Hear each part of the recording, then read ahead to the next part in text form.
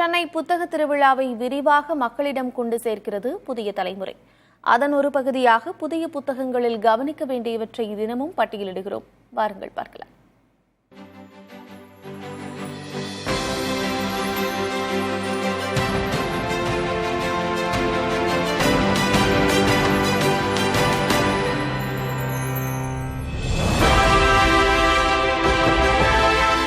Sofa சக்தி கதைகள். தமிழில் மிக முக்கியமான எழுத்தாளர்களில் ஒருவரான சோபா சக்தி 1997 ஆண்டு முதல் 2024 ஆண்டு வரையில் எழுதிய கதைகளின் தொகுப்பு இது.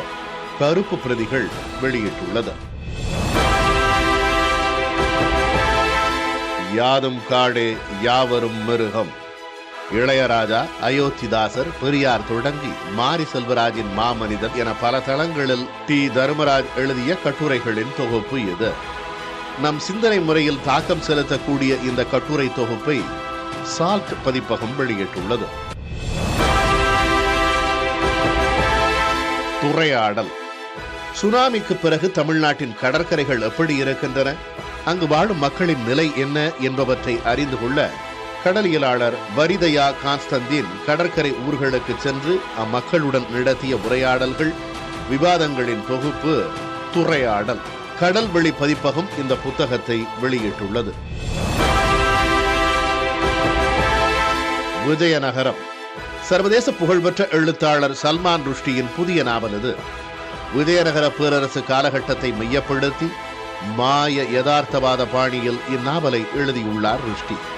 சர்வதேச அளவில் பெரும் வரவேற்பு பெற்ற இந்நாவலை தமிழில் ஆர். சிவகுமார் மொழிபெயர்த்துள்ளார். காலச்சுவடு பதிப்பகம் வெளியிட்டுள்ளது.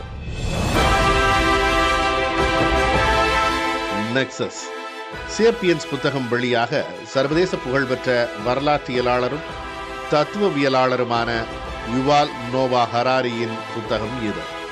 கற்காலம் முதல் செயற்கை நுண்ணறிவு காலகட்டம் வரையில் மக்கள் இடையிலான தகவல் வலையமைப்பு எப்படி நம் உலகத்தை கட்டமைத்துள்ளது என்பதை இந்நூலில் விரிவாக பேசியுள்ளார் ஹராரி. தமிழில் நாகலட்சுமி சண்முகம் மொழிபெயர்த்துள்ளார். இது அவர் மொழிபெயர்த்துள்ள 100வது புத்தகம். மஞ்சுள் பதிப்பகம் வெளியிட்டுள்ளது. புதிய தலைமுறைக்காக ரியாஸ் கோபா.